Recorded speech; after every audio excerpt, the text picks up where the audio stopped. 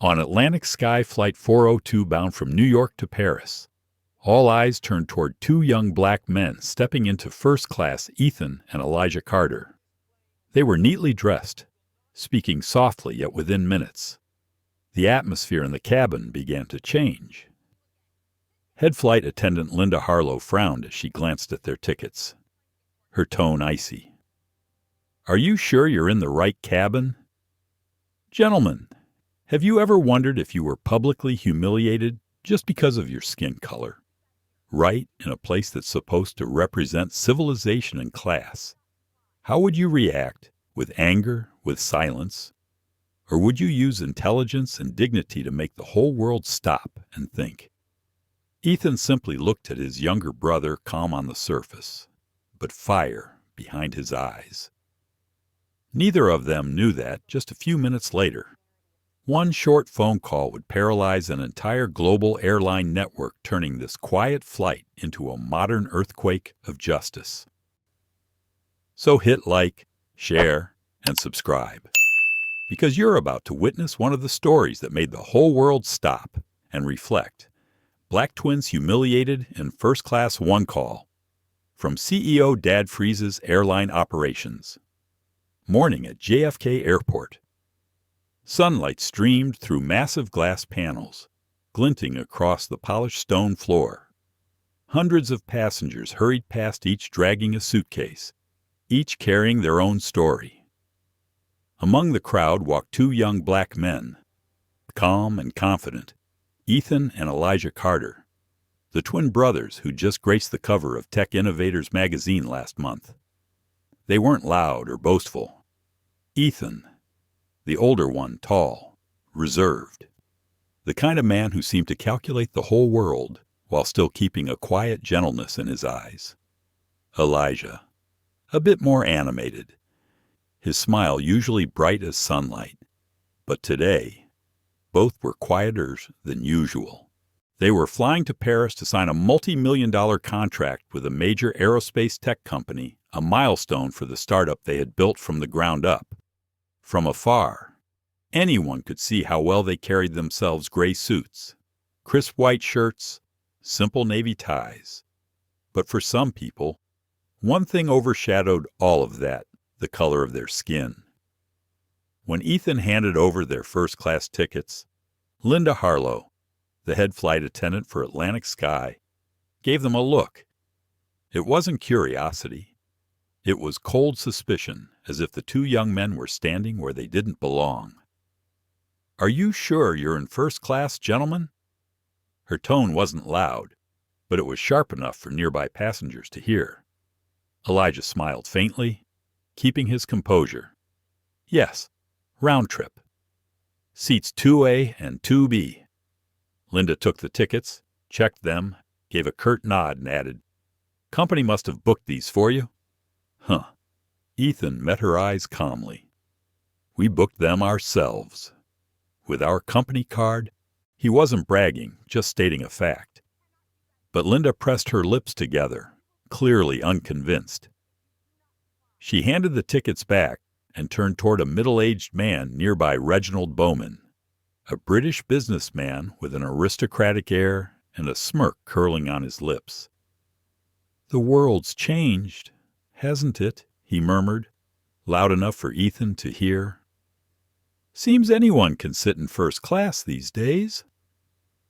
Ethan didn't respond. He simply looked toward the boarding gate and gave his brother a reassuring pat on the shoulder, a silent reminder, "We're not here to teach lessons. We're here to fulfill a mission." Still, Elijah's eyes flickered with disappointment. After all those years of proving themselves, it still took only a few seconds for someone to see them as out of place. Once they stepped into the cabin, Linda appeared again, this time with that same superior tone. "Your seats are row 2 left side, but I'll need to double-check your tickets. The system's showing an error." "An error?" Elijah frowned. "Yes. Could be a booking mix-up. You know how agencies sometimes enter the wrong code." Her voice was sugar-coated, but her eyes were pure condescension. Passengers began to notice. A few glanced over. Others pretended to stay busy.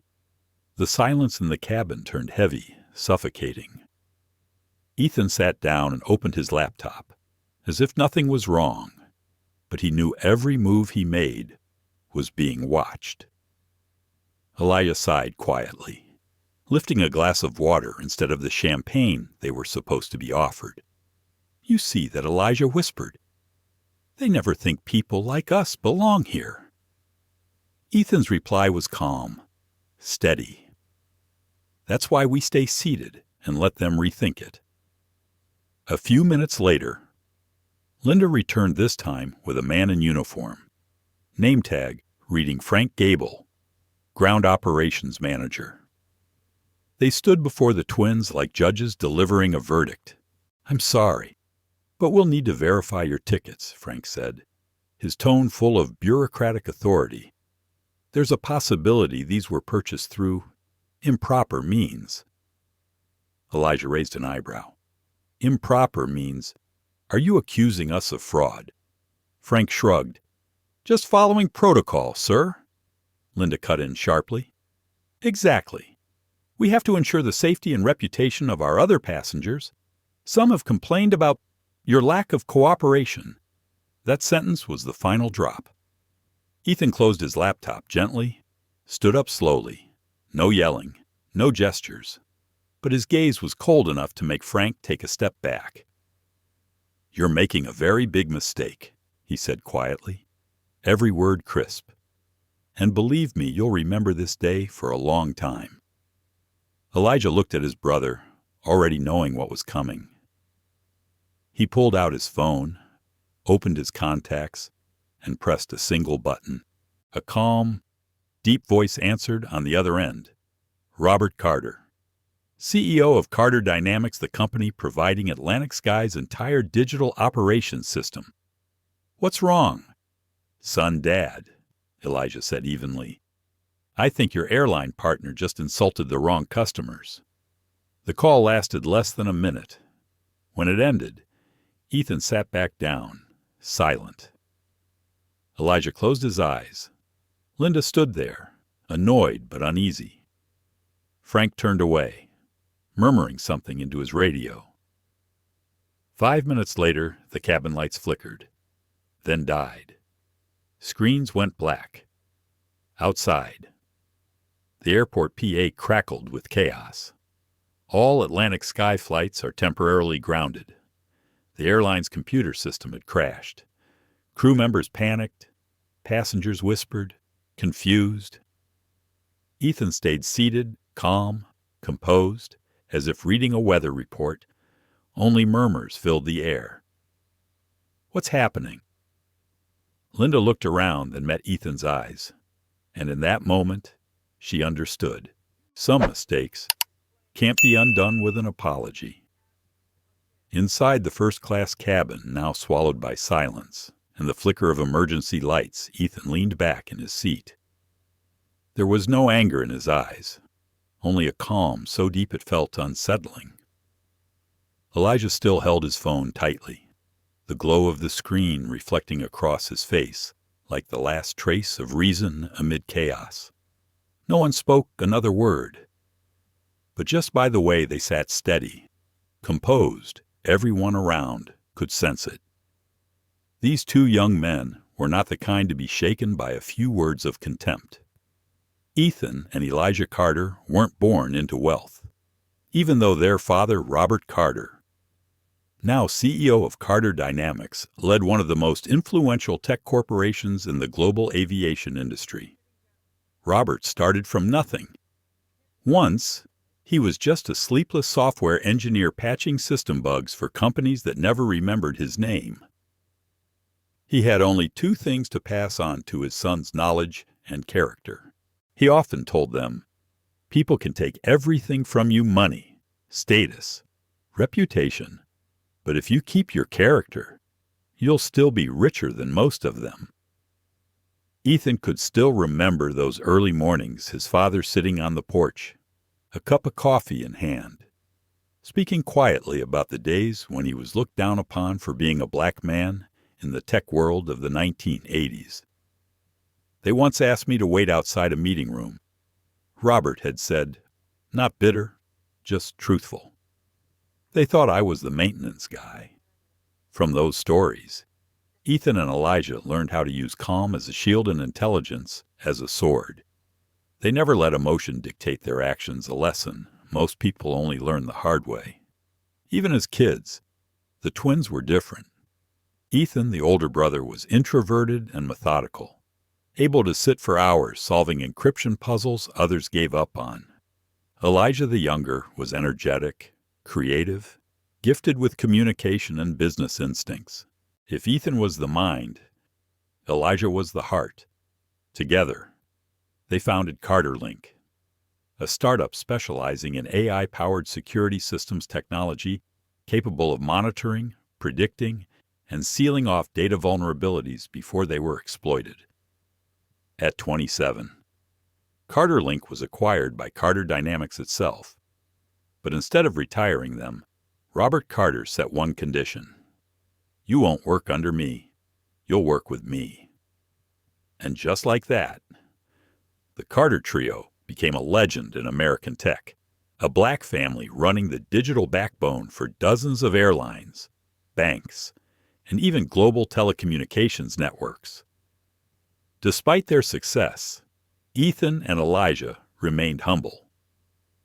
They still lived in the same old house in the Connecticut suburbs, lined with maple trees that turned red every fall. Each morning, they went for runs. Each evening, they ate together, and every Friday night, they still called their father just to ask Dad, "Have you had dinner yet?" Because Robert Carter always said, "The farther you go, the more you must remember the way back." On that morning's Atlantic Sky Flight 402, Ethan and Elijah had no idea that fate was about to test every word of their father's lessons. They didn't know that their calmness would soon be mistaken for weakness.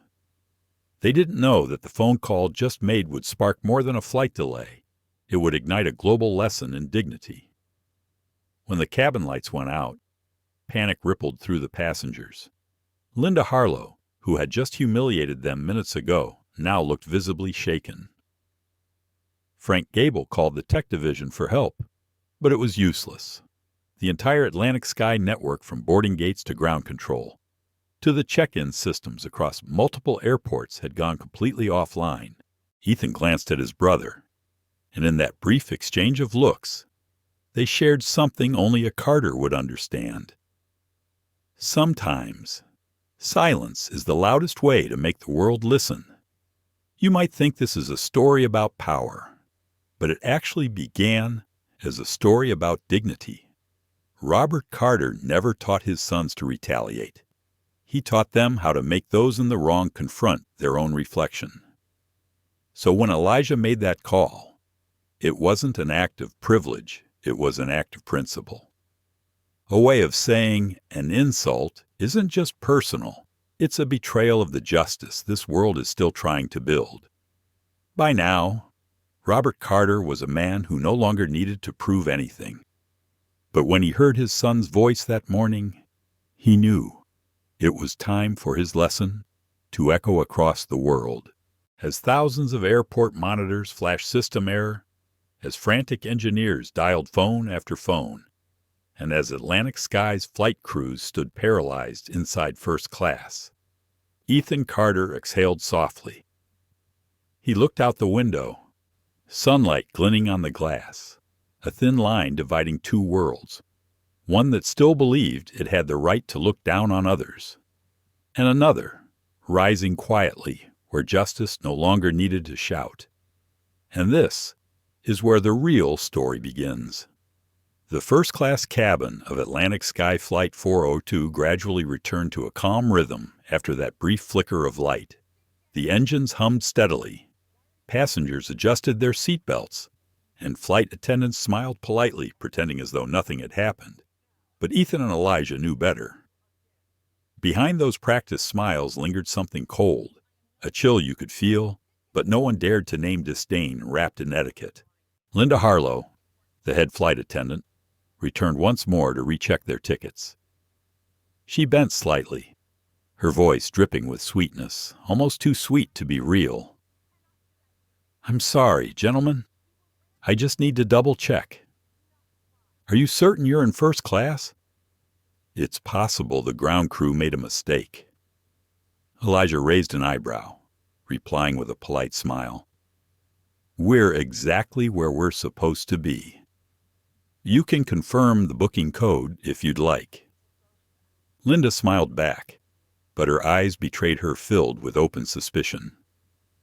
As she scanned their tickets again, she muttered softly, almost to herself, "Don't see many passengers like you in first class." Ethan's tone stayed calm. "What exactly do you mean, passengers like us?" Linda paused for a second, then dodged.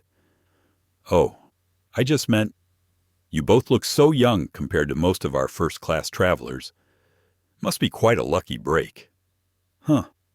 Taken out of context, her words might have sounded harmless, but Ethan and Elijah knew that tone all too well, the polite language of prejudice, where people think they're being civil while quietly denying your worth. A few passengers began to notice. A silver-haired man in a tailored suit leaned slightly across the aisle, Reginald Bowman. He glanced at the twins, a faint smirk curling on his lips. "Times have certainly changed," he said dryly. "I've flown first class for 20 years, but this is the first time I've seen such visible diversity." Elijah turned toward him, eyes flashing cold. He said nothing but his clenched hand. Said enough. Beside him, Ethan placed a calm hand on his brother's shoulder, a silent message. "Stay calm, not worth it." Then Ethan looked at Reginald, his voice soft yet cutting. "We believe first class isn't reserved for one skin color. Sir, it's for those who know how to behave with class." The cabin went quiet. Reginald's smirk faded. Linda quickly stepped in, her service voice trembling slightly. "Oh, please, I might have been misunderstood. I was just following protocol. That's all." Ethan didn't respond. He simply smiled faintly and turned back toward the window. Outside, sunlight shimmered across the silver wing of the aircraft, and in that quiet moment, he remembered his father's words. "There will be times when people try to belittle you simply because they don't know who you are. You don't need to shout your worth. Just live, so that the truth speaks for you." Ethan sighed softly. If Dad could see this, he thought, he wouldn't be angry. Just disappointed that the world still hasn't learned its simplest lesson. Elijah, the more emotional of the two, tried to hold it together. He gave Linda a faint, almost kind smile, but his eyes carried a quiet warning. "You know," Alyssa said slowly, "we grew up in a family that values how people treat others, more than where they sit." Linda froze for a heartbeat. His words weren't loud, weren't confrontational, but they echoed through the cabin like a quiet sermon. Reginald sniffed, pretending to read his newspaper, but a red flush crept up his ears and into his cheeks. Linda adjusted the tray of juices with trembling fingers, her polished smile cracking at the edges. Because sometimes, seeing yourself reflected in someone else's dignity hurts more than being yelled at. A few minutes later, as the plane began taxiing from the gate, Linda resumed her duties, now trying to mask her unease. She offered wine to the other passengers, her voice bright again. But when she reached the Carter brothers, that brightness dimmed. "We only have water at the moment," she said curtly. "Wine will be served after takeoff." Elijah looked around. Every other first-class passenger already had a glass of champagne sparkling on their table. He smiled. "Calm and sharp, that's fine. We don't need to be drunk to remember today." Linda stiffened, said nothing, and walked away, her steps quick, as if escaping the feeling of being seen too clearly. Ethan leaned back, eyes still on the window. His voice dropped low, meant only for his brother. "Don't get angry, Eli. People like her aren't worth our temper. They were never taught what real worth means." Elijah nodded slowly, voice tight. "But why, Ethan?" "After all these years, it's still the same." Ethan's gaze grew distant, because power makes people think they have the right to look down on others. But the funny thing is, it also makes them forget that real power never needs to be shown. The cabin stayed heavy with silence. Some passengers stole glances at the brothers, curiosity mingling with quiet sympathy. An elderly white woman seated behind them leaned forward slightly and whispered to Elijah, "Don't let them take your faith. Dear, I see you, and I'm proud." Elijah smiled, truly smiled, for the first time since boarding. "Thank you, ma'am. We just want to be treated like everyone else." She nodded, her eyes kind. "Sometimes the world needs people like you to remind it what manners really mean." The plane began rolling down the runway, preparing for takeoff. But just as the wheels lifted off the ground, Linda's voice echoed through the intercom, cold and mechanical. "Attention passengers. Due to an issue with booking information, the guests seated in 2A and 2B will be required to cooperate for verification once we reach cruising altitude." Ethan opened his eyes. Elijah looked up, locking eyes with his brother. No words were needed. They both knew the real storm was only beginning. The Atlantic Sky Flight 402 glided into smoother air. Sunlight spilling faintly through the cabin windows, a soft ribbon of gold across the ceiling of first class. But that peace was only temporary, the kind that comes just before a real storm breaks loose. Linda Harlow, the head flight attendant, walked slowly towards seats 2A and 2B. She had regained her professional composure after being caught off guard by the Carter brothers' sharp yet graceful response earlier. Still, deep down, the sting of being subtly corrected in front of other passengers still burned. And now, she was determined to restore order in her own way. "Gentlemen," Linda began, voice smooth but rehearsed, "the airline needs to reconfirm passenger information. May I see your passports and boarding passes again? Please." Ethan looked up, calm and steady. "You already checked them during takeoff." Linda smiled a thin smile, almost mocking. "Yes, but the system is acting up.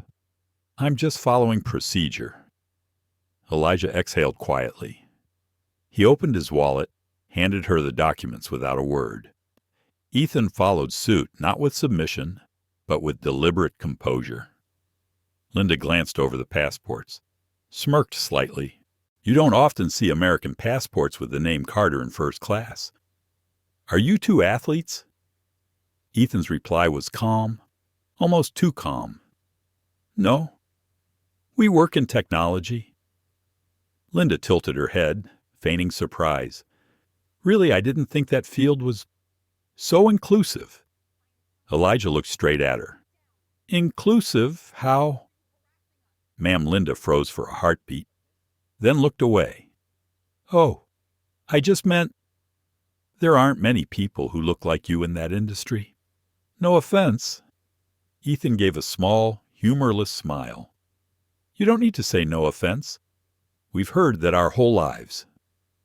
The cabin went silent. The hum of the engine suddenly felt louder, sharper. A few passengers turned their heads, not loudly, but clearly intrigued. Some pretended to read, but their eyes drifted sideways. Linda felt their stares, realizing she'd pushed things farther than intended, but instead of stopping, her pride kept her going. "All right, then. Thank you, gentlemen," she said, straightening her back. "I just needed to verify. After all, not every passenger is familiar with first-class etiquette." Elijah turned to Ethan, smiling faintly, almost bitterly. "You know," he said softly, "we're actually very familiar with this kind of etiquette." From the row behind them, A voice chimed in Reginald Bowman, the middle-aged businessman who had mocked them earlier. "I completely understand, miss," he said to Linda. "These days, it's easy to get confused. Anyone can look beyond their means." Linda's lips curved, taking it as quiet support. Ethan, still calm, turned his head slightly. "You measure a man's worth by the seat he occupies." Sir Reginald chuckled lowly. "No, I just think some places aren't meant for everyone." Elijah tilted his head, his voice soft as silk. "You mean a seat, or dignity?" "Sir." The question landed like a pin drop. Reginald fell silent. A woman in row 3 turned her head, her expression torn between discomfort and quiet admiration. Linda blinked, her stiff smile faltering. She quickly turned away, retreating, but not surrendering. 10 minutes later, she returned with a drink tray. To every other passenger, she offered wine, whiskey, espresso smiles included. But when she reached the Carters, she placed 2 glasses of plain water before them. Elijah looked down at the glass. Then around the cabin, every other passenger held a sparkling flute of champagne. He said nothing. He just looked straight at Linda. The look alone made her flinch. Still, she forced her tone to stay cold and composed. "Sorry. Regulations require us to serve alcohol only after we reach cruising altitude." Ethan shrugged lightly, smiling. "Water's fine, as long as it's clean." His voice wasn't loud, it wasn't angry, but there was something in it that made everyone understand. This was not a man who could be diminished by disrespect. The cabin grew heavy again. Conversation stopped mid-sentence. A few passengers glanced at Linda with a new expression, shame on her behalf. But she kept walking, chin high, as if hiding behind her sense of duty. Ethan opened his laptop, fingers tapping quietly. The glow of the screen reflected off his composed face. Elijah leaned closer, whispering, "I hate this feeling. Ethan, like they expect us to ask permission to exist here." Ethan didn't look up. "They don't just not want us here. Eli, they want us to remember they think they get to decide who belongs." Elijah nodded slowly, voice low, but real power never needs to prove itself. Ethan looked up, a faint spark in his eyes. "Exactly. Up front, Frank Gable." The ground operations manager traveling on the same flight received a message from Linda Need verification for passengers 202B. Suspicious behavior? Frank frowned. Trusting his crew, he moved toward first class immediately. When he entered, Linda stepped closer and whispered a few words. Ethan watched, silent, but knowing. Elijah straightened in his seat, fingers interlocked. Frank approached, his tone clipped with authority. "Excuse me, gentlemen. I'm the flight operations manager today. There seems to be a small issue with your ticket information, so I'll need to double-check," Elijah asked plainly. "What kind of issue?" Frank replied. "We suspect your tickets may not have been booked properly. I just need to confirm with the ground team." Ethan closed his laptop slowly. His voice was soft, but every word landed like iron. "So what exactly are you trying to confirm, sir? That we belong here, or that you believe we don't?" The cabin froze. "Somewhere behind them," someone whispered. "Oh my God."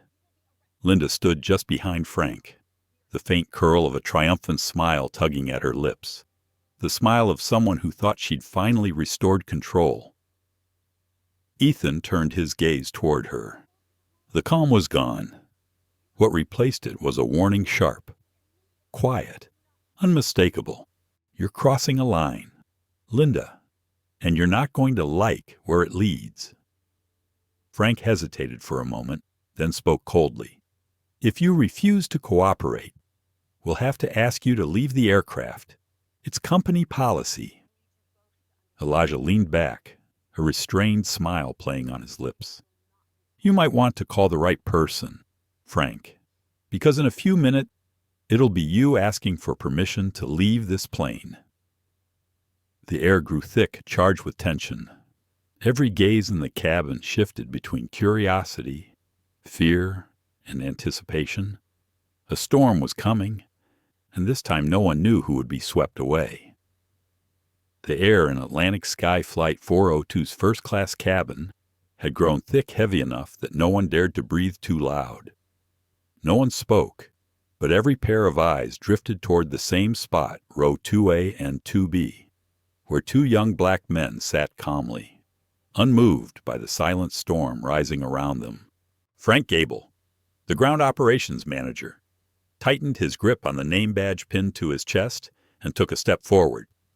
Behind him stood Linda Harlow, the head flight attendant, lips pressed thin, eyes gleaming with quiet triumph. Sir, she said clearly, I'm reporting that these two passengers have been uncooperative, are suspected of ticket fraud, and have displayed hostility toward the flight crew. Ethan looked up. Hostility, he repeated softly, as if asking about the weather. Linda hesitated for a heartbeat, then forced her voice steady. Yes. They've made disrespectful remarks to airline staff. I'm simply fulfilling my duty to protect our service standards. Frank nodded, turning toward the brothers. Gentlemen, I need you to cooperate and step off the aircraft. We'll resolve this on the ground. Otherwise, I'll have to delay this flight. The cabin went silent. A few passengers whispered. A woman murmured. They were just sitting there, but fell quiet when Linda shot her a look. Elijah gave a small, incredulous laugh, not out of amusement, but disbelief. He met Frank's eyes, his tone calm but icy. You're going to remove us based on what she says. Frank cleared his throat, avoiding Elijah's gaze. Miss Harlow is the head flight attendant. She has the authority to report inappropriate behavior. Ethan's voice was low, but clear. And what's inappropriate here? Exactly. We're seated in our assigned seats, with valid tickets and documents. Or is inappropriate simply the color of our skin not matching the seat we're in? The question hung in the air, heavy as a gavel. Linda froze. Frank's face flushed red. This isn't about race, Frank said quickly. It's about procedure. Elijah let out a soft, humorless chuckle. Procedure? Huh. Interesting. We've designed dozens of automated systems for procedures, but none of them start with a look of contempt. A few passengers chuckled quietly, not out of joy, but tension. An older man leaned toward his wife and whispered, They're right. Linda's patience snapped. She stepped forward, voice sharp. Don't try to play righteous with me. I've served on thousands of flights, and I know when someone's lying. If you have nothing to hide, you should step off and clear this up. Ethan rose slowly. He didn't raise his voice. He didn't flash authority. But the way he stood tall, composed, unflinching, changed the energy in the entire cabin. Miss Harlow, he said evenly, you're not protecting this airline's standards. You're damaging them. You're forcing legitimate passengers off a plane because of your personal bias. Linda faltered, but Frank stepped in, his tone hardening. That's enough. You have two choices: cooperate and leave the aircraft now, or we'll call airport security. Elijah turned to his brother. What do you think? Ethan glanced at his watch, exhaled slowly. I think they just made the biggest mistake of their careers. He pulled out his phone, pressed a number. A calm, resonant voice answered on the other end. This is Dad. The voice, even through the phone speaker, carried quiet authority. Linda and Frank both froze for a second. Hey, Dad, Ethan said slowly. We're having a small issue on Atlantic Sky Flight 402. Seems they don't believe we belong here." A brief silence. Then, the voice of Robert Carter, CEO of Carter Dynamics, replied simply, "Sit tight. Son." Ethan smiled faintly, nodded, and ended the call. Linda crossed her arms, tone dripping with challenge. "You think one phone call will change anything? Company policy doesn't bend for personal connections." Ethan met her eyes calm, sharp, unshakable. "You're right. But company policy does depend on its operating system. And that system happens to rely on someone you just insulted." Frank blinked. "What did you just say?" Ethan didn't answer. He just looked at him through him past the thin layers of false authority. Elijah stayed silent, lips curving into a faint, knowing half smile, the smile of someone who no longer needed to prove anything. The cabin fell into an unnatural stillness. A passenger lifted their phone, quietly recording Reginald Bowman, the man who had mocked them earlier, lowered his head for the first time during the flight. He said nothing. Frank tried to regain control, his voice sharp and defensive. "This is the final warning. Will you leave this plane voluntarily, or do we call airport security?" Ethan didn't move. "Mr. Gable, do you have your phone?" "Yes," Frank replied, irritated.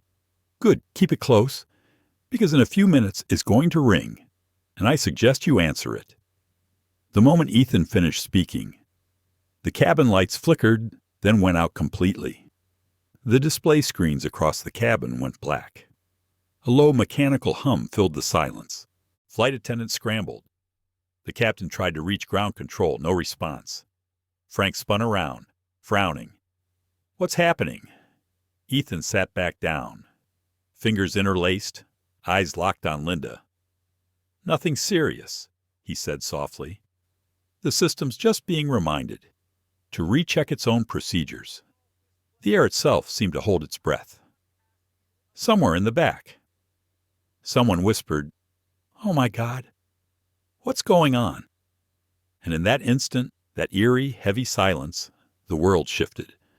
No one knew it yet, but this was the beginning of a global reckoning. The engines purred like a lullaby, but in Atlantic Sky Flight 402's first-class cabin, no one felt at ease. A strange silence seeped into every breath, the silence of tension, of something about to happen that no one dared to name. Frank Gable still stood there, arms crossed, trying to look in control. Linda Harlow stood just beside him, eyes evasive but lips fixed in a proud, superior smile. Below them, the two young black men, Ethan and Elijah Carter, sat perfectly still. No reaction, no argument, only a stillness so composed it was unnerving. Ethan looked straight at Linda, his gaze cold and deep as water. He spoke softly, each word clean and precise. "Miss Harlow, you just made the biggest mistake of your life." Linda arched a brow, defiant. "Really, I'm just doing my job." Ethan tilted his head slightly. "No, you're not doing your job. You're choosing prejudice over justice."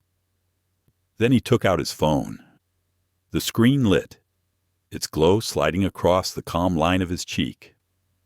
The cabin was so quiet, people could hear their own hearts beat. Elijah glanced at his brother and immediately understood. He gave a tiny nod, the kind partners give when they already know how the story ends, but still let the other choose how to walk through it. Ethan placed the call. "Dad, it's me." On the other end, a steady, unhurried voice answered, the kind of calm only someone who's run a tech empire can carry. "What is it?" "Ethan. Nothing serious.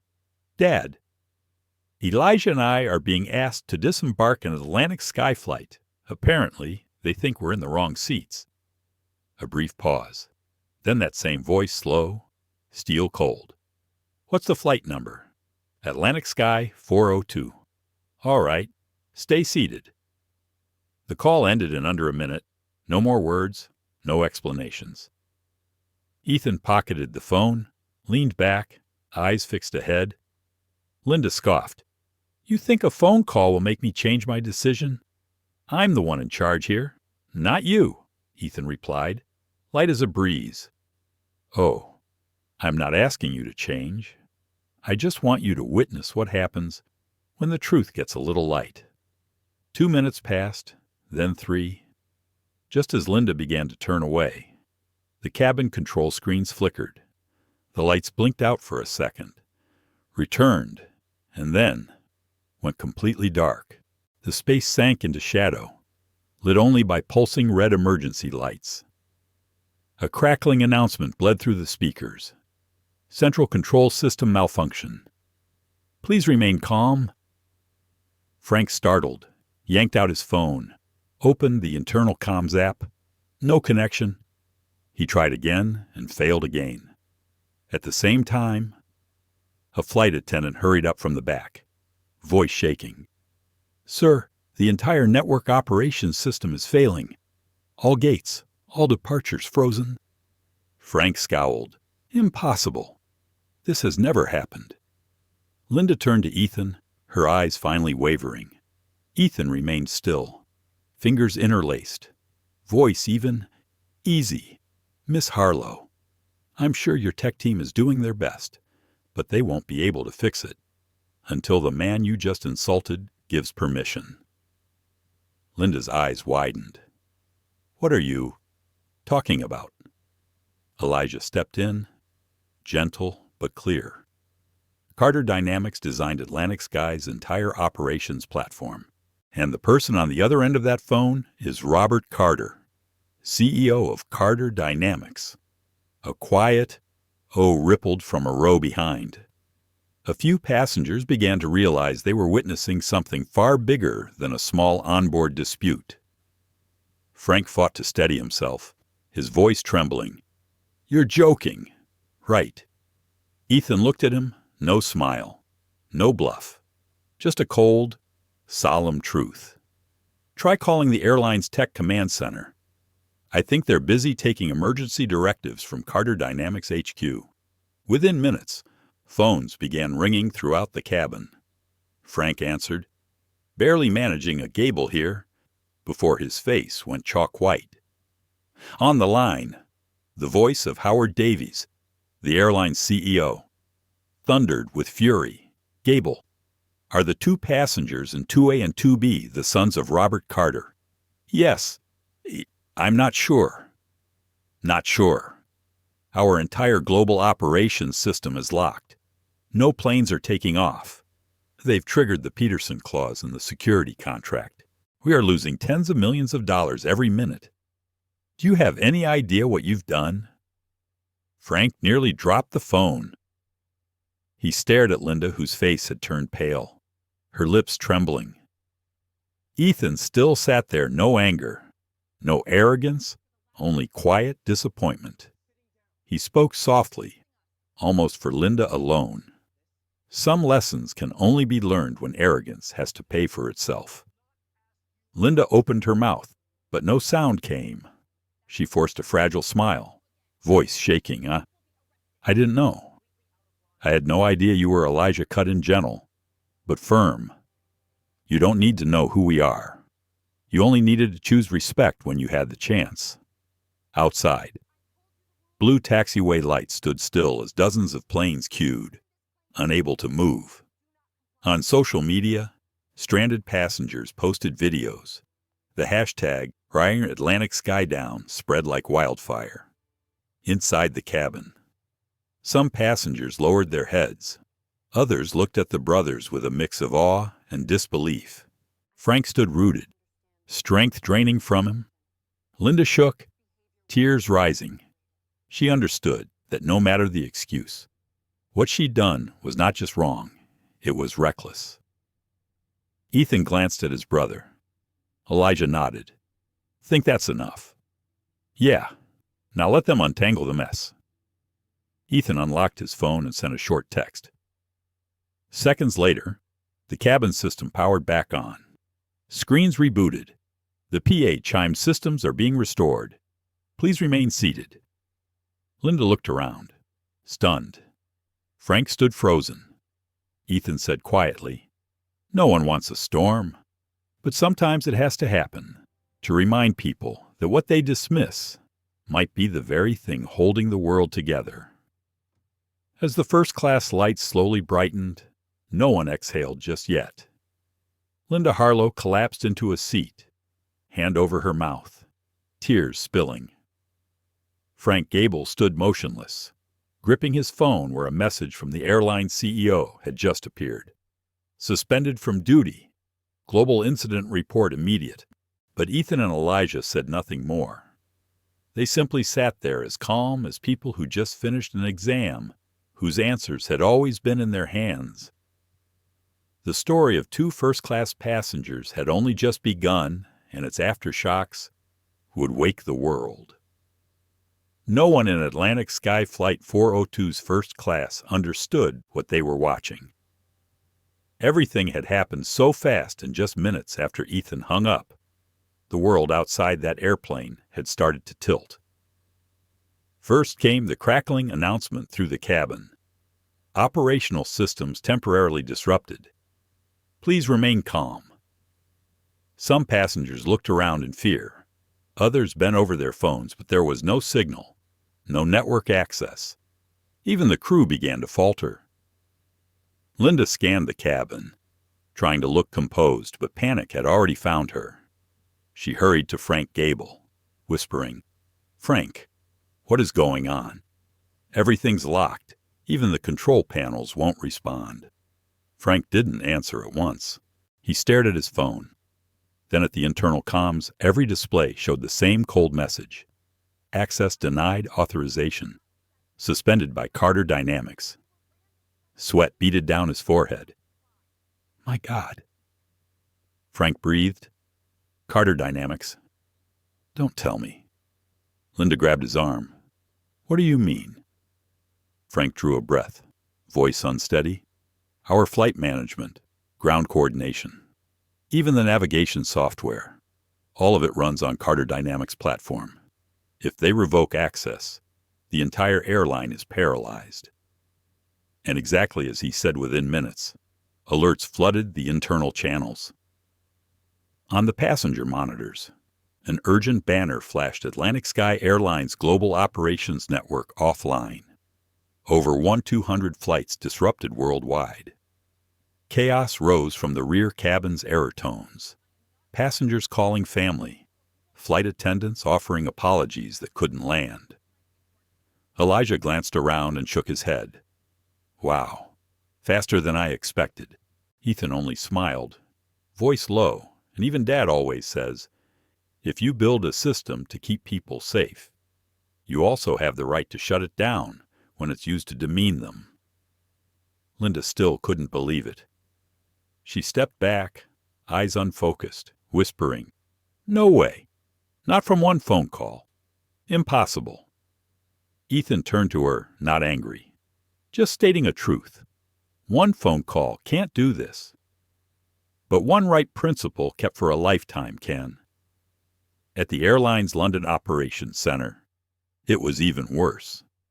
The massive global flight map screens were black. Red alerts crawled along the walls. System lockdown, initiated route access revoked.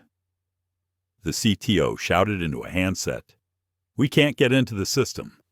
Every server requires authentication from Carter Dynamics." On another line, CEO Howard Davies yelled, "Get Robert Carter on the phone." Now, but no one had his number, at least no one with the clearance to dial it. Thousands of flights made emergency diversions. Millions of travelers were stranded at airports. News outlets erupted: CN, BBC, Fox News, all pushing alerts about an unprecedented aviation shutdown. From New York to Paris, Tokyo to Johannesburg, airports bathed in emergency red light. And while the world spun into chaos, aboard Flight 402, the Carter brothers sat quietly. Aleo leaned in. "Think they get it yet, Ethan?" Eyes still on the window. "Not yet. They'll understand when they realize the world can't run without respect. About 10 minutes later, Frank received an internal call, this time not from below, but from the very top. Howard Davies' voice cracked with rage and desperation. "Frank, do you even understand what's happening? Who are the two passengers you're trying to remove?" I don't know who they are. Just two men. Last name Carter." "Carter. Those are Robert Carter's sons." "You fool. They just triggered the service interruption clause in our security contract. Every minute we're bleeding $80 million. Frank went numb, hands shaking. Linda stepped back, almost stumbling. In the cabin, Ethan looked at them both, his voice low, soft as mist. "Now you understand. Arrogance isn't power. It's the beginning of collapse." A silver-haired woman in the row behind the one who had smiled at the brothers earlier whispered, "My God, who are you two?" Elia turned, warm and gentle. "We're just people who were taught that respect is never optional." The cabin fell utterly silent. Only the captain's new announcement remained. "Ladies and gentlemen, we've been ordered to pause all global flight operations. The airline apologizes for the inconvenience. We'll provide updates as soon as possible." Ethan exhaled as if he'd finally seen his father's lesson written across the sky. Elijah tilted his head, half joking, half serious. "Think Dad's smiling right now?" Ethan answered, "No. He's waiting to see what we do next." At Carter Dynamics headquarters, Robert Carter stood by the window, watching live feeds of planes stalled in the sky. He wasn't pleased, or angry, only thoughtful. An aide approached. "Shall we unlock the system?" Sir Robert shook his head. "Not yet. Let them feel it. Sometimes the world needs a full stop to remember how to treat people." He turned back, eyes bright behind the glass. "Justice isn't punishment. It's an awakening. Back in first class." Linda Harlow sank into a seat, face in her hands. Frank Gable stood like a statue, while the passengers around them stared at the Carter brothers as if witnessing something beyond imagination. Elijah spoke softly, each word edged with meaning. "I think when the system boots back up, a few people won't have a seat anymore." Ethan looked straight ahead, the blinking lights reflected in his eyes. "Yeah. And maybe that's when justice finally starts to boot." The air in Atlantic Sky Flight 402's first-class cabin had grown so dense it felt like it could be sliced. No one spoke anymore. The steady drone of the engines suddenly seemed distant, like background noise to a chaos quietly unfolding outside in the world. Frank Gable still clutched his phone, mind-spinning. He hadn't gathered himself when the screen lit up a call from Howard Davies, the CEO of Atlantic Sky himself. Frank stared at the number, his heart pounding. He glanced at Linda, now pale, lips trembling. Then he answered. Howard's voice thundered, stripped of the calm of a billion-dollar executive, replaced by rage and horror.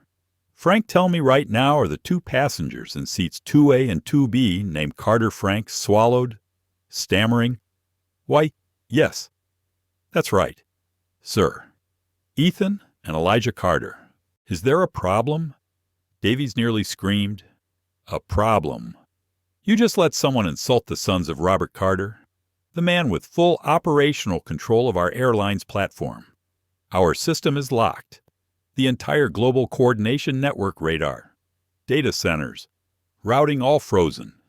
Every minute that passes, we're burning nearly $80 million. Do you understand me? 80 million? Frank went numb, fingers whitening around the phone. Linda stood beside him, mouth open, no words coming. Ethan and Elijah sat still. No talking, no smiling, just watching. Davies continued, voice breaking fury tangled with desperation. "I want those two treated like honored guests immediately. I don't care what happened if they're not satisfied. We can consider. Atlantic Sky, finished?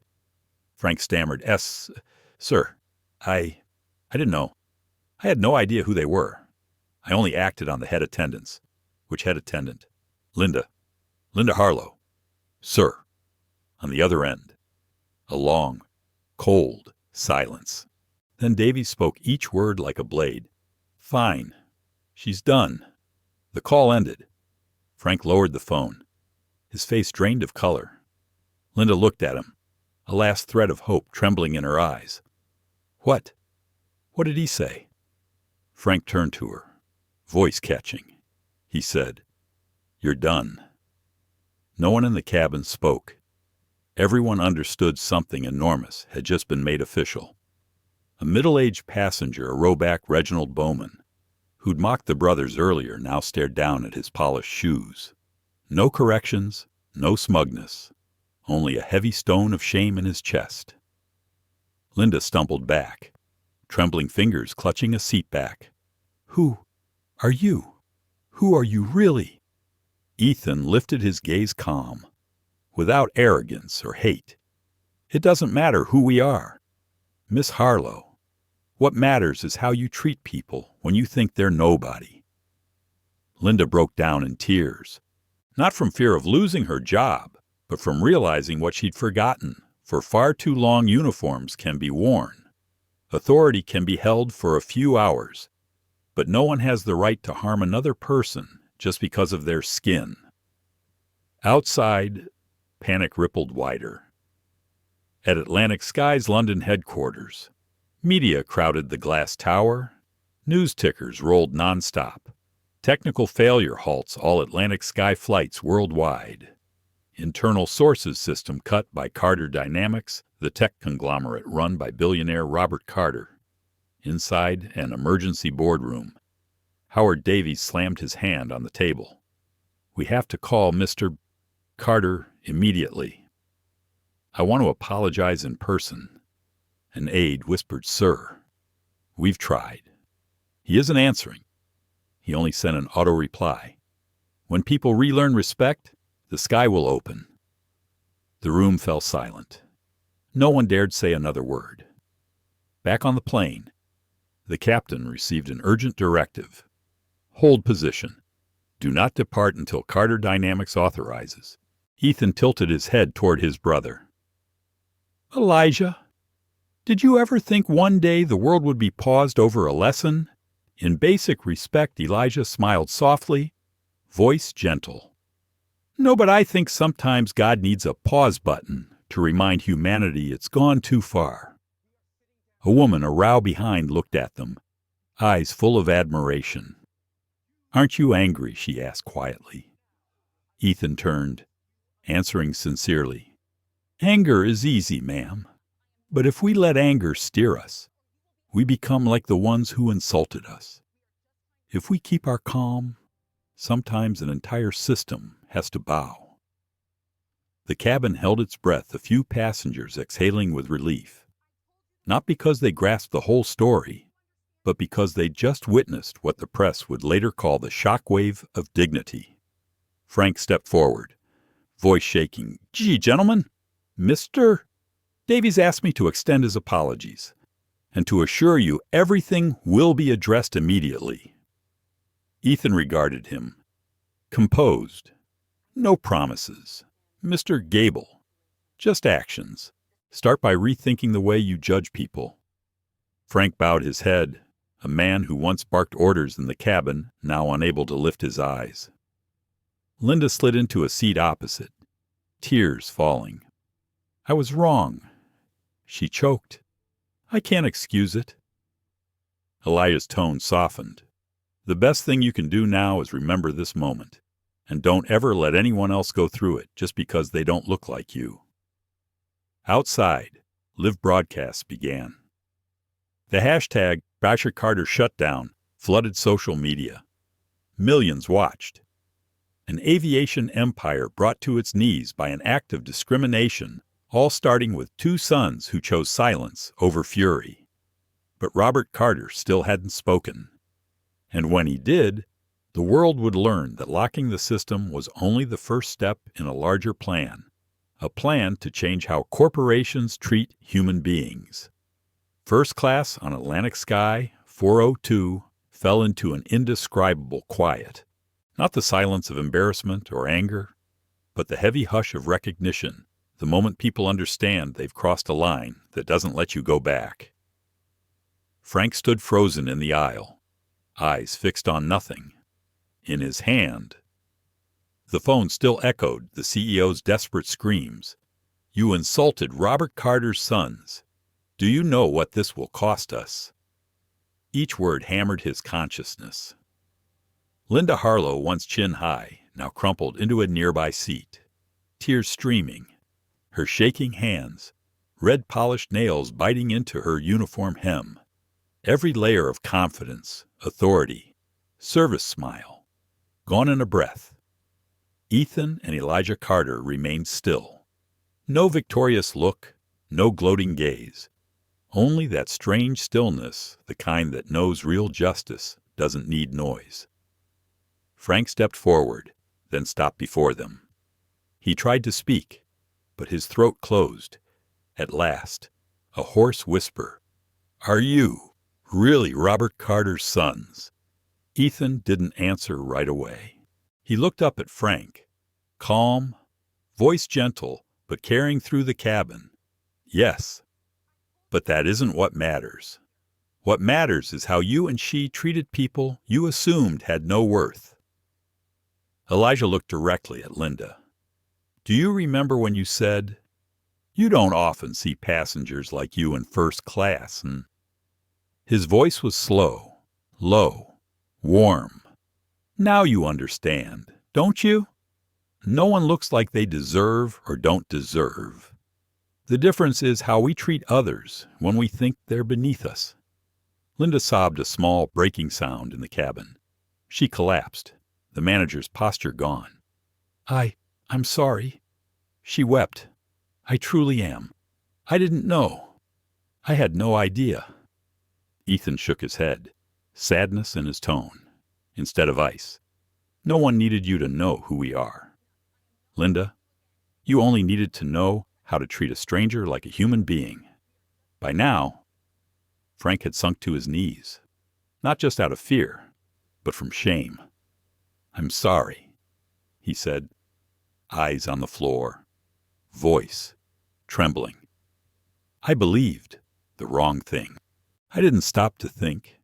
I saw two black men in first class and assumed something was off. I deserved to lose everything." First class was silent. An older woman pressed a hand to her chest, stunned. Reginald Bowman, who had laughed at the brothers, stared down, twisting his wedding ring between his fingers, avoiding their eyes. Ethan spoke softly even, light, yet every word fell like stone. "No one deserves to be destroyed for one mistake. But people must be accountable for what they do, especially when they hold power. Power is never a pardon. It's a test of character." Elijah leaned forward and set a glass of water in front of Linda. "Drink," he said gently. "You're shaking." Linda lifted her head, tears tracing her cheeks. "Why are you being kind to me? After everything I did?" Ethan's gaze softened.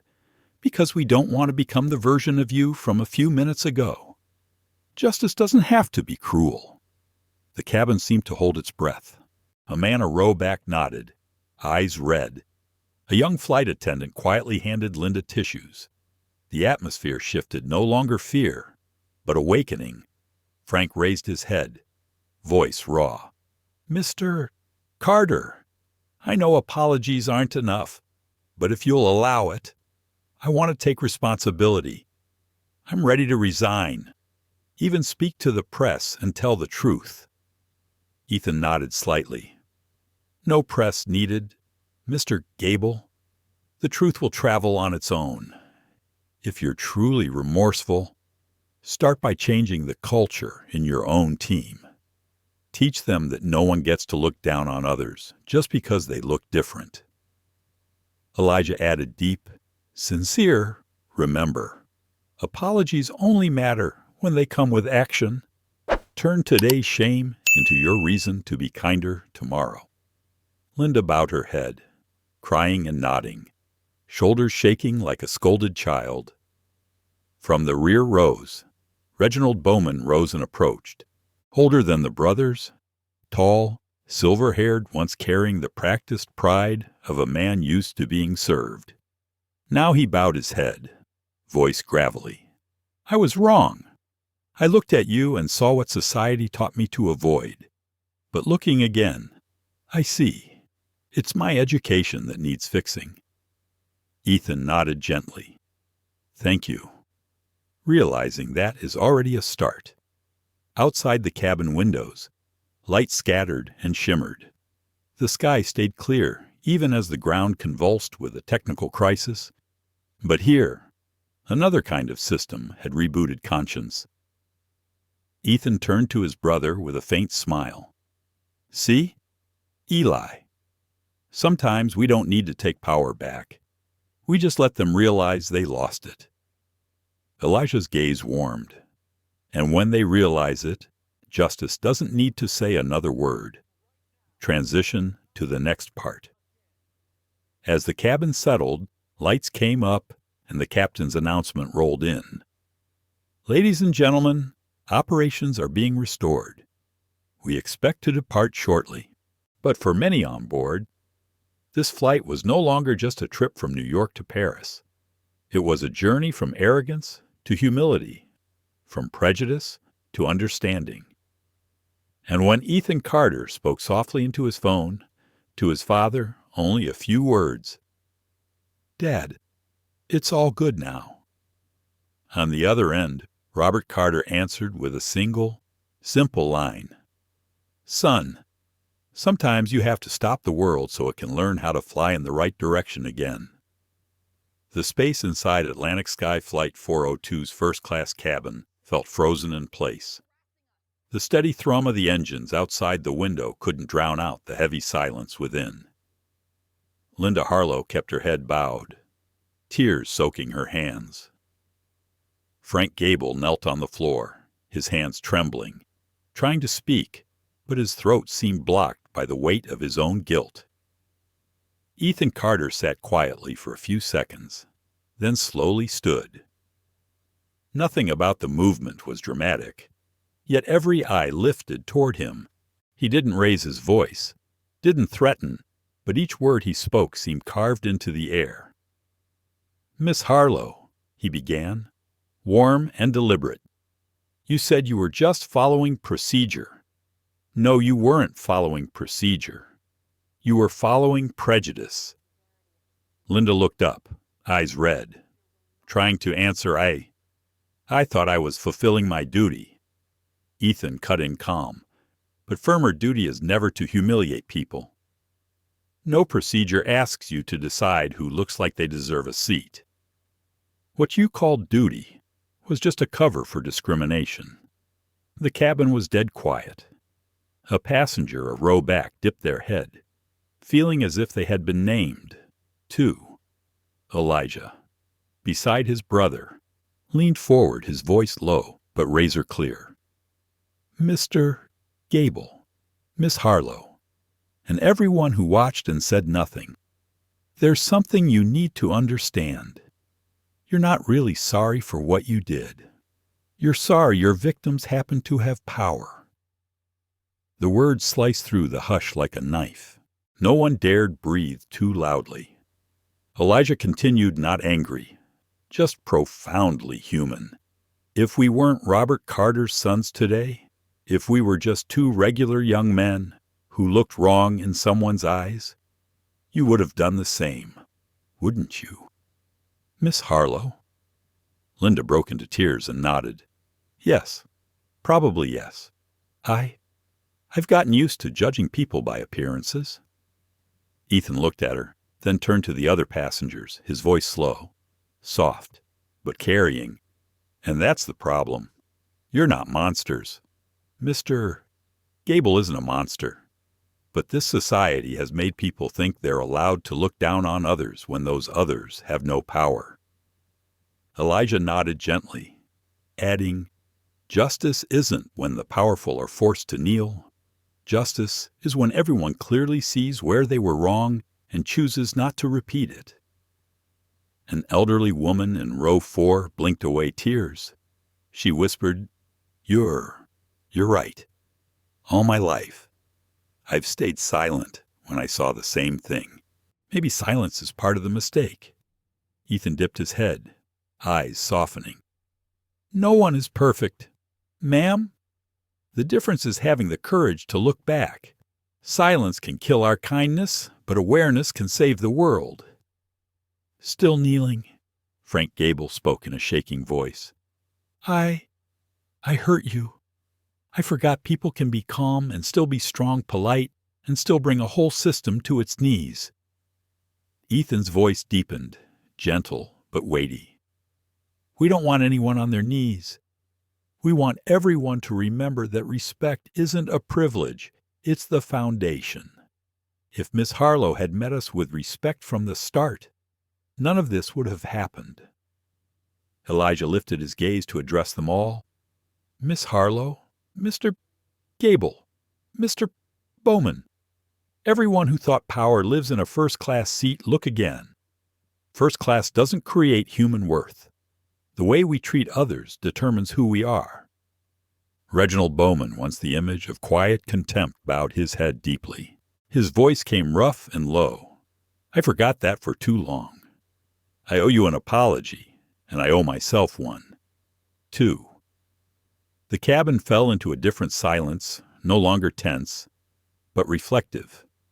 A hush that made people feel lighter, if only a little, because they knew they had just seen something true. Ethan turned to his brother, eyes glinting under the warm cabin lights. Dad used to say, "People are strongest when they can speak truth without raising their voice." Elijah smiled. "And today, you did that." Ethan shook his head with a small smile. "No, we did that. I said the words. You kept them from becoming anger." Elijah looked out the window, the sky a clear, endless blue. "You know," he said, voice low and light as wind, "sometimes justice isn't thunder. It's the moment someone sits still and understands they need to change." After a while, the captain announced systems have been restored. "We'll be taking off in a few minutes." Murmurs resumed, but no one talked about first class or status anymore. The looks exchanged no longer divided by skin or standing. Linda wiped her tears, whispering, "Thank you for not getting angry." Ethan answered gently, "Anger is easy, Miss Harlow. People listen when we choose calm." Elijah added warm, quiet, like a closing line to the day's lesson. People may resent resistance, but they never forget kindness, especially when it comes from the ones they hurt. The plane rolled down the runway. Outside, the sky opened after the storm wide, clear and still. Meanwhile, on the news channels, the story of 2 passengers who froze an airline's network with a single call began to spread. In first class, the Carter brothers sat quietly, no phones, no more words, because they knew from this moment on, the world wouldn't look at power the same way again. Atlantic Sky 402 still sat on the runway, as if the whole world were holding its breath. No one spoke or moved. Everyone understood one word from Carter. Dynamics could decide the fate of a billion-dollar airline. Ethan stared out the window, where the sky had turned pale gold. Light touched his face and settled in eyes that held no anger, only a deep calm, the kind that belongs to someone who doesn't need to shout to be heard. Beside him, Elijah unlocked his phone, the screen lit with Howard Davies, CEO, Atlantic Sky. He glanced at his brother. Ethan nodded. The call went on speaker. Howard's voice came through shaky at first, then openly remorseful. "Ethan, Elijah, this is Howard Davies. I don't know what to say except my sincerest apology. On behalf of all Atlantic Sky, what happened today is unacceptable. No one answered. For a few seconds, only his quickened breathing filled the line. He drew a breath and continued, I've reviewed the full camera footage. There's nothing left to debate. Linda Harlow, head flight attendant, will be terminated immediately. Frank Gable, ground supervisor as well. Reginald Bowman, the passenger who insulted you, will be permanently banned from all Atlantic Sky flights. He paused, choosing each word additionally. The company will contribute $10 million to the United Negro College Fund, UNCF, not to buy back our reputation, but to make a commitment that we will learn to see people instead of skin. The cabin stilled.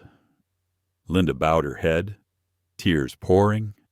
Frank bent even lower, hands shaking. Reginald Bowman sat rigid, eyes hollow, a man who once believed power could buy invulnerability, now meeting the opposite truth. Ethan remained silent. Elijah looked to him, waiting for a signal. At last. Ethan spoke strangely calm. Mr. Davies, justice isn't punishment. It's recognition. If you truly understand that today, then this isn't the end. It's the beginning of a new culture in aviation. Howard answered softly. Almost a whisper, I understand. And I thank you for teaching all of us a costly lesson. Ethan smiled faintly. We didn't teach it, sir. Your response is what matters.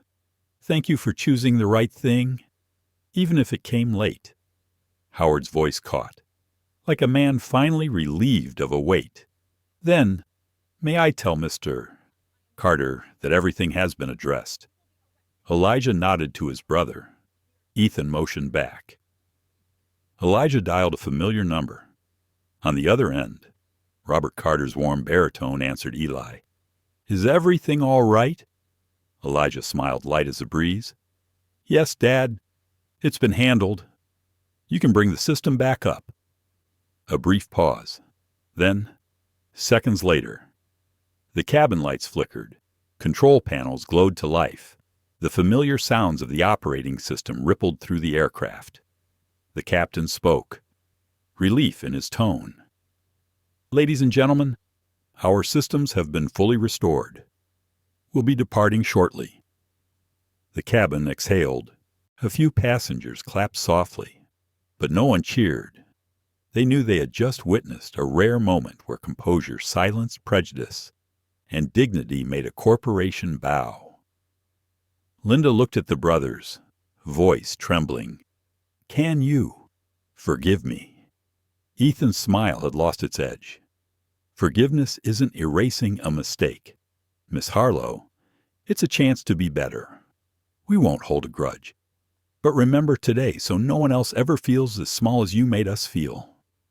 She nodded, tears still falling. Frank rose and bowed deeply. I'm sorry, he whispered, and thank you for not turning the truth into a weapon. Elijah smiled. Justice doesn't need a sword, Mr. Gable. It only needs light. The aircraft began to roll. Through the window, sunset burned red across the runway. Inside, everything had changed. People no longer looked at the two black men with curiosity or caution, but with respect. And more than that, with gratitude.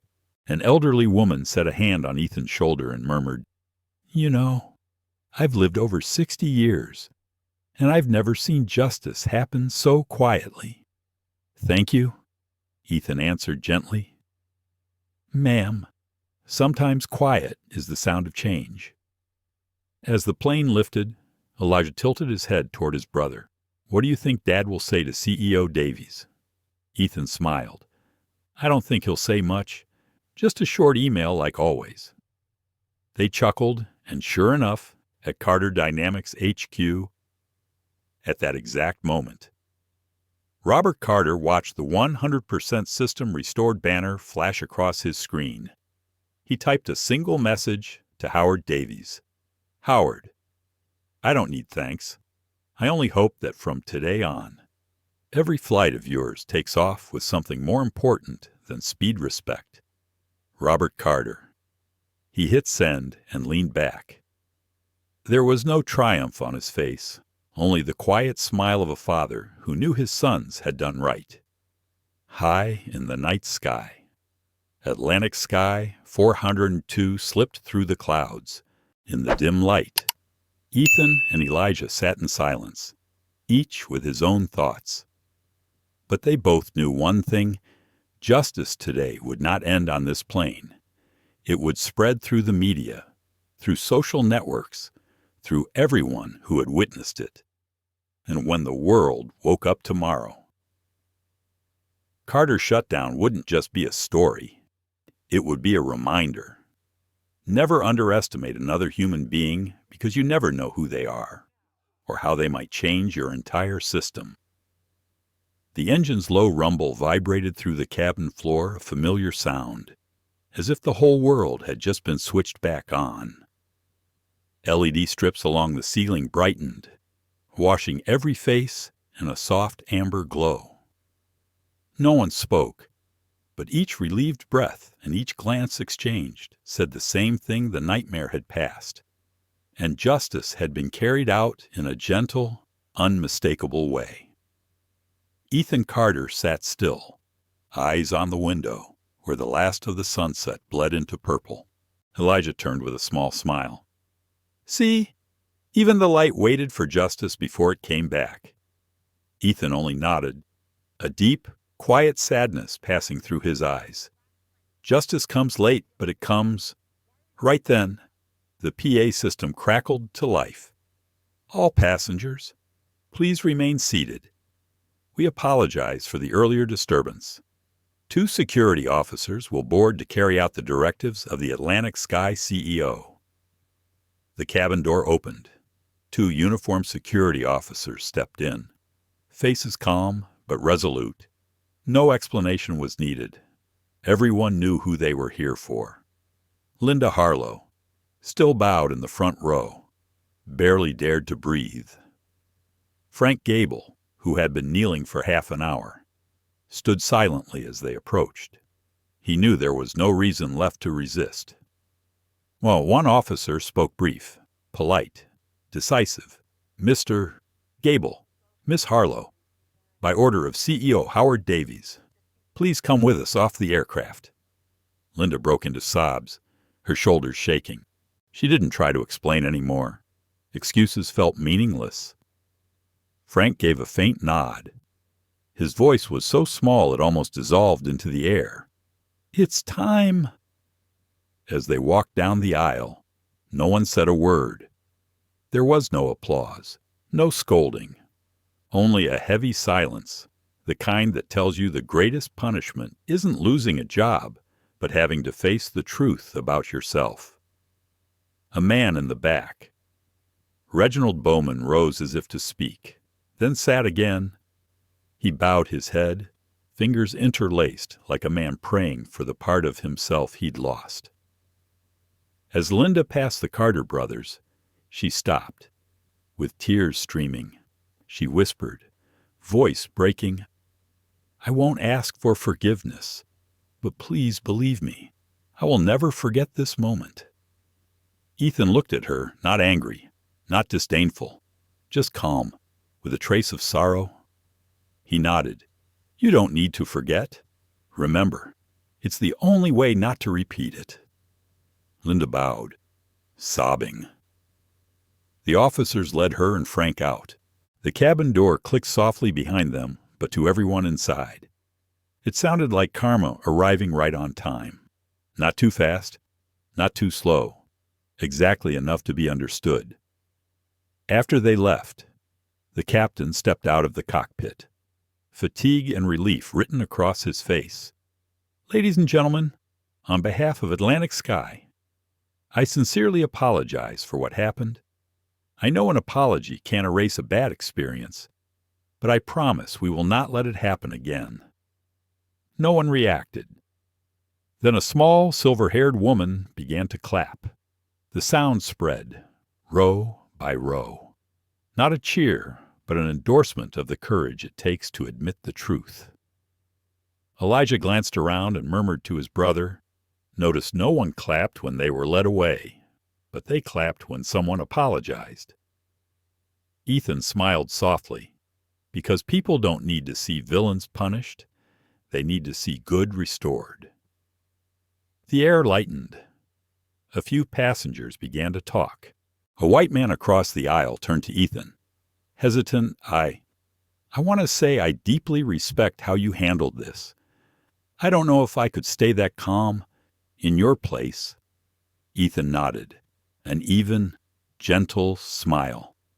Thank you. But calm isn't innate. It's a choice. And sometimes that choice is stronger than any kind of power. The man nodded, eyes wet, maybe realizing for the first time that dignity isn't status. It's self-control. As the plane began to taxi, the captain announced Atlantic Sky 402 cleared for takeoff. Please fasten seatbelts. The engine's swell carried a mix of relief and gravity. Elijah looked out at the runway, lights streaming past, reflections dancing in his eyes. You think they'll be okay? He asked quietly. Ethan thought for a moment. Maybe not right away, but facing your own mistakes is the first step to real change. Frank may never do that job again, but maybe he'll teach his kids to act differently. Elijah nodded with a faint smile. I hope so. The world needs more people waking up, not more people in power. As the plane lifted, the cabin seemed to shed its weight. A sense of freedom spread, not just the freedom of flight, but the lightness that comes from letting go of prejudice. A gray-haired woman nearby turned to the brothers, voice sincere. You made me believe kindness still has real power. Thank you. Ethan smiled. It's nothing, ma'am. This world doesn't need more people punished. It needs more people choosing to do right even when they've been done wrong. Outside, New York shrank into a fading ribbon of light at the horizon. Inside, engine and wind merged into a steady, almost meditative hum. Elijah leaned back and closed his eyes. Ethan looked at him, then straight into the night sky. Somewhere else, in the offices of Carter Dynamics, Robert Carter signed a contract addendum named Peterson Clause 2. There's also a rule requiring every partner to uphold equality and human dignity or face a complete cutoff from Carter systems. The story of Atlantic Sky 402 wasn't over. It had just turned a page where justice wouldn't be an event, but a principle for how the world should run. As Atlantic Sky 402 left New York airspace, the darkness below spread like ink. The city still blazed with light, but inside the skyscraper's offices, countless monitors flashed the same breaking banner. Breaking 2. Black passengers forced Atlantic Sky's entire system to halt with a single phone call. In under 15 minutes. Carter shutdown exploded on Twitter. Then came Ying-He Flying While Black, Airline Justice, and Paul Linda Harlow names at the center of a wave of outrage unlike anything seen before. A secretly filmed video from the cabin rocketed around the internet, Ethan Carter speaking to Linda with calm resolve, eyes unwavering and never cruel. In the background, Frank bowed his head while Linda collapsed, sobbing. Within 2 hours, the clip hit 40 million views, with thousands of comments under every repost. He didn't yell, he didn't threaten, he just was, and the whole system folded. This isn't a story about power. It's a story about dignity. By morning, national broadcasts everywhere carried the brothers' images. Every major channel, CNN, BBC, ABC, even Al Jazeera ran variations on the same headline. When technology bows to ethics, 2 black men force a billion-dollar airline to stop over bias. Ethan and Elijah never appeared on camera. They declined every interview.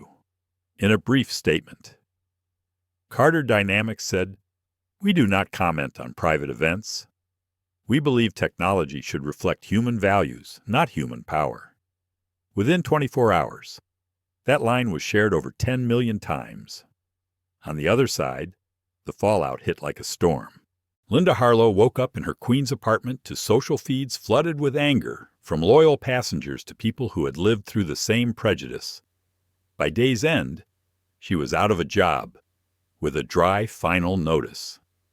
"Your actions are inconsistent with Atlantic Sky's values." But what broke her wasn't unemployment. It was a text from her 14-year-old daughter. Once proud of her mother, "I can't believe you did that." Linda sat for hours in silence. She remembered Ethan's calm eyes, not hateful, not angry, and saw herself reflected there, a person who thought she was just doing her job, but was helping harm an entire generation. Frank Gable, who believed he was just following procedure, sat alone in his Brooklyn rental. His notice arrived, pension revoked, all contracts terminated, barred from re-employment in aviation. What gutted him was his wife's letter. "Frank, I didn't need you to bring home money. I needed you to keep your self-respect. And you lost it." He set the letter on the table and stared out the window. Morning light sifting through mist. In that moment, he understood. Losing a job wasn't punishment. It was an invitation to begin again, if he still had the courage. Reginald Bowman, the face of quiet entitlement, wasn't spared. His law firm issued a termination notice. Major clients pulled out. The press unearthed old discriminatory posts. Once invited to keynote panels on corporate ethics, he became a living example of the opposite. He disappeared from social media and, sources said, left New York for seclusion in rural Vermont. A piece in The Atlantic wrote Flight 402 didn't just freeze an airline. It froze the belief that status permits bad behavior. Meanwhile, in Paris, where Flight 402 landed 5 hours late, dozens of reporters waited. But Ethan and Elijah slipped through a side exit. No bodyguards, no flashes, just two young men in plain suits, moving through the crowd as if nothing had happened. A reporter pushed close. "Do you feel satisfied that those who insulted you paid the price?" Ethan paused, offered a faint smile. No one truly wins a lesson about prejudice. People learn if they're willing to listen. He walked on, leaving the cameras strangely quiet. 3 days later, something new trended: the Carter Principle. It described how to face injustice without rage, how to wield intelligence as your weapon, how to change people not by threat, but by truth. A Harvard professor wrote, "The world has many Robert Carter's powerful men, but Ethan and Elijah are rare men who know power means nothing without composure." Back at Carter Dynamics, Robert Carter stood at the window, looking at the horizon. He received hundreds of interview requests from CEOs, politicians, and journalists. He declined them all, telling his aide justice doesn't need promotion, it needs practice. He opened his inbox and saw a short message from his sons. "Landed safe? See you soon." A quiet smile touched his face. Not pride relief, because he knew the world still had hope, as long as the young chose dignity over power. Transition to the next chapter. But the story wasn't done. After the incident, Robert Carter decided on something no one expected to turn the lesson of that flight into a non-negotiable rule for the global tech industry. A new agreement, a standard called Peterson Clause 2.0, would force corporations everywhere to examine how they treat people, not just customers. From here, the legacy of justice began to take shape not from a single crisis, but from faith that intellect and character can turn the world the right way. Paris was crisp that day. The sky glittered after a night of rain. Street lamps spilling gold into the small puddles along the Champs-Élysées. In the corner of a quiet cafe, Robert Carter sat thinking over a cooled espresso. News of the Carter shutdown still dominated front pages worldwide, but he seemed unmoved by glory or noise. His eyes were fixed on the laptop in front of him, where a solemn title glowed atop a new contract. The bold headline, Peterson Clause 2.0, a justice clause for technology.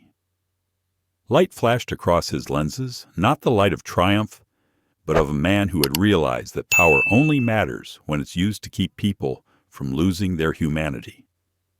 Robert told no one. He issued no press release. He simply sent this updated agreement to all Carter Dynamics partners, more than 180 corporations across the world, from airlines and banks to international security systems. The new clause, just 37 words, but enough to make the business world stop and read each one. Any organization using Carter Dynamics systems found to have engaged in discrimination by race, gender, or class will have access suspended and cooperation terminated permanently, without prior notice. No threats, no legal saber rattling, just one line, but it forced the world to look in the mirror. The news spread quietly, then became the headline. Financial outlets called it an ethical revolution in tech contracts. The Wall Street Journal ran a lengthy op-ed. Carter Dynamics isn't just selling software. They're forcing the corporate world to buy responsibility. In Switzerland, a major bank paused its renewal to conduct an internal review. In Japan, an automaker issued a company memo reaffirming respect for people, from customers to employees. In the U.S., dozens of smaller tech firms voluntarily added the Peterson Clause to their own policies, even when not required. From a small clause, Robert Carter had made ethics a condition of existence, a new kind of safety standard, not only for machines, but for people. At Carter Dynamics headquarters, employees nicknamed it the Quiet Revolution. No banners, no speeches, just e-signatures, outgoing emails, and real change flowing in. A young engineer remembered a short meeting with Robert. He said one thing: if our technology helps people make money but doesn't help them live more decently, we're failing. Then he stood and left us with a silence. That line spread through hallways and open offices, even printed on company coffee mugs, not because it was poetic, because it was true, and people believed it. Meanwhile, in Paris, Ethan and Elijah received a note from their father. Elijah whistled softly after reading, "He did it. Peterson Clause 2.0. Classic dad. No announcement, just action." Ethan smiled at his brother. "I'm guessing he's been thinking about it for years, waiting for a reason strong enough to bring it to life." Elijah nodded. "And what happened on that flight, that was the reason." Maybe sometimes what hurts us is exactly what opens the door to real change. 3 weeks later, a veteran reporter from the New York Times was granted an interview with Robert. He agreed to answer only 3 questions, including one that left the old journalist silent for a long time. "Mr. Carter, do you consider the Peterson Clause retaliation for what happened to your sons?" Robert set down his cup, looked straight at him. His voice was steady, low, clear. "No, I'm not retaliating. I'm resetting order. I don't want my sons growing up in a world where justice only arrives after harm is done. I want it pre-installed like software." The reporter had nothing to add. The next day's headline read, "The Father Who Installed Justice in the System." The surprising part, instead of resistance, most major companies agreed.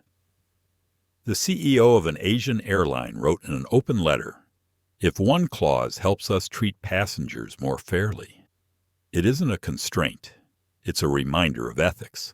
A chain reaction began. Universities taught the Peterson Clause in tech ethics courses.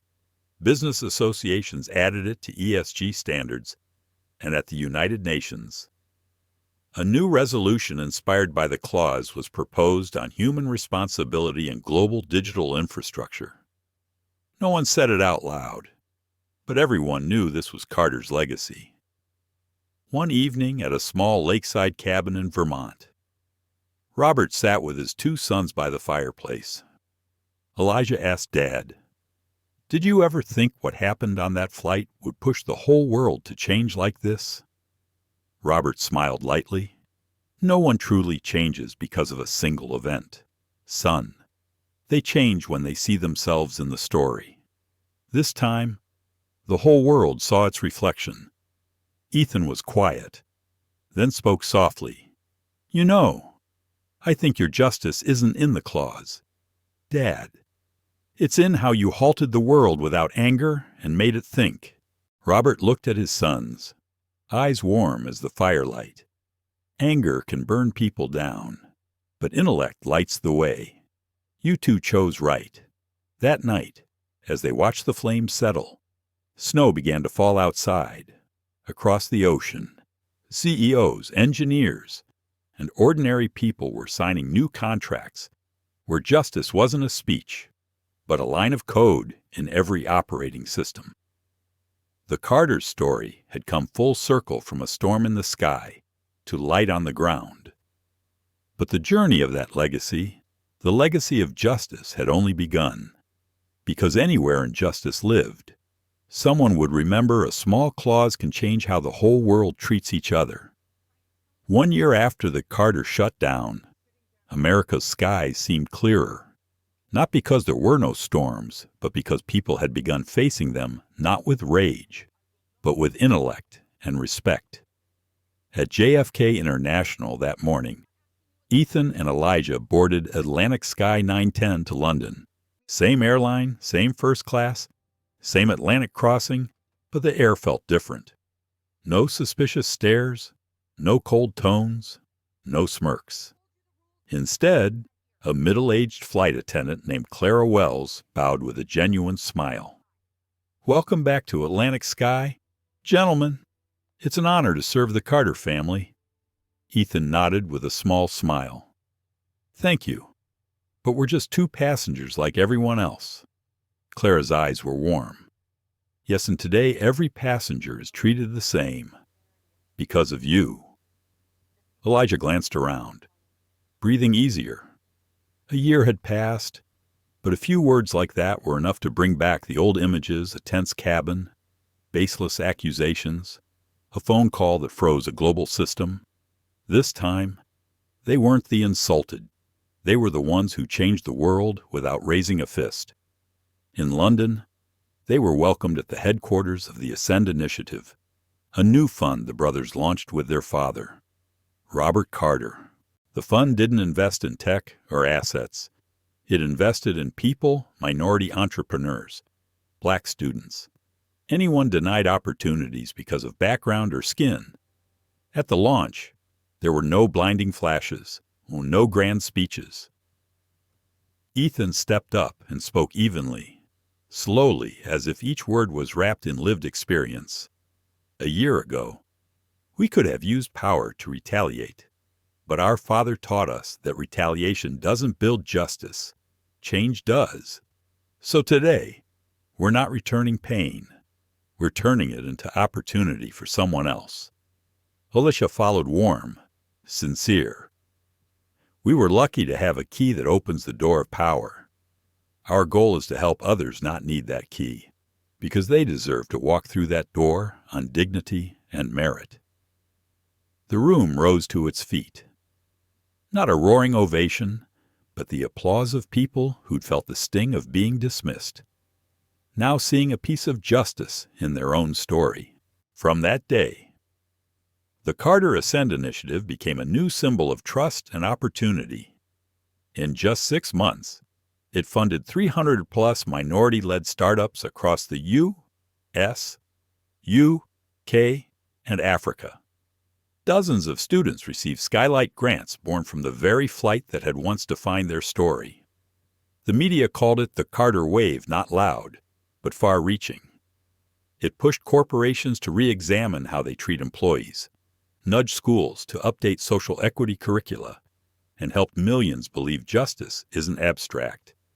It can start with a small action, a kind word, a calm choice in the face of insult.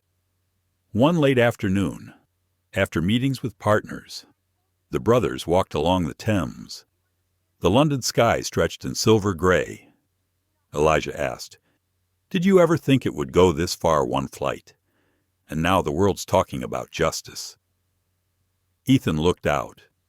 Thoughtful justice was always there. Eli, it just needed a moment to be seen. Maybe that flight was a mirror so people could see themselves. They fell quiet. Waves lapped softly. Wind threaded through Westminster Bridge. It wasn't the silence of pain anymore, but the peace of those who had moved beyond it. Back in New York, Robert Carter kept working as usual. On his desk sat an old photo of the three of them at a Vermont lakeside picnic. Under the frame, he'd written by hand, "Intellect keeps you from anger.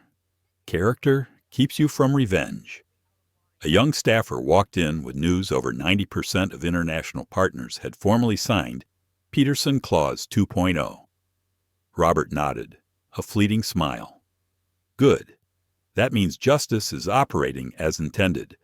3 months later, Atlantic Sky Airlines hosted a special commemoration marking 1 year since the biggest crisis in their history, now called Awakening Day.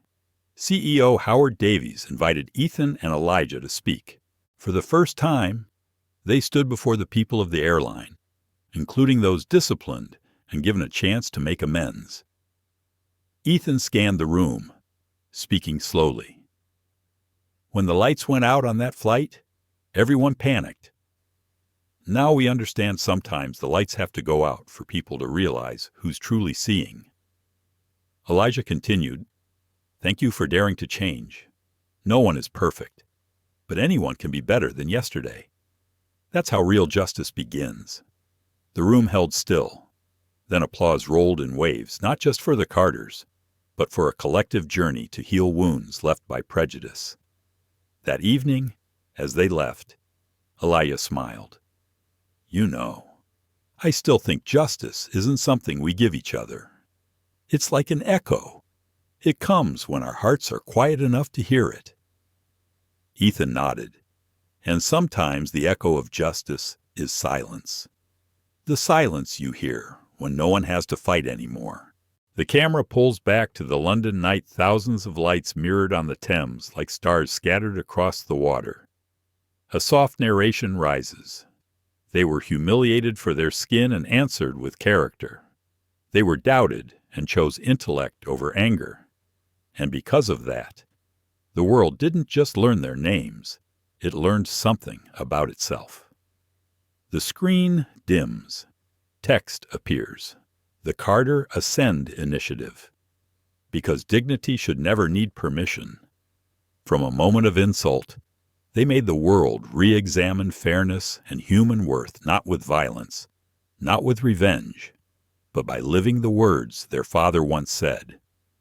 Real strength is knowing when to stop, when everyone else wants to push it further. The story of Ethan and Elijah Carter isn't just an airline scandal. It's a mirror reflecting how people choose to face injustice. When humiliated in front of everyone, they didn't answer with anger or violence. They chose intellect, calm, and character, and it was that very composure that made the world stop and look at itself.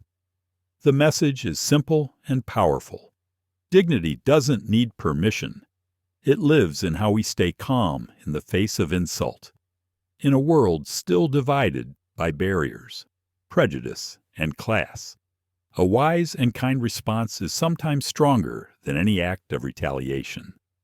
True justice doesn't come from power. It comes from how we use that power with humanity. The Carter story reminds us that we can't control other people's actions, but we can control how we respond. And sometimes, that response becomes the very beginning of change. Thank you for watching. If you believe this world can become fairer, starting with small actions and the way we treat each other, hit like, share this video, and subscribe to join us in spreading stories that awaken empathy, courage, and hope every day.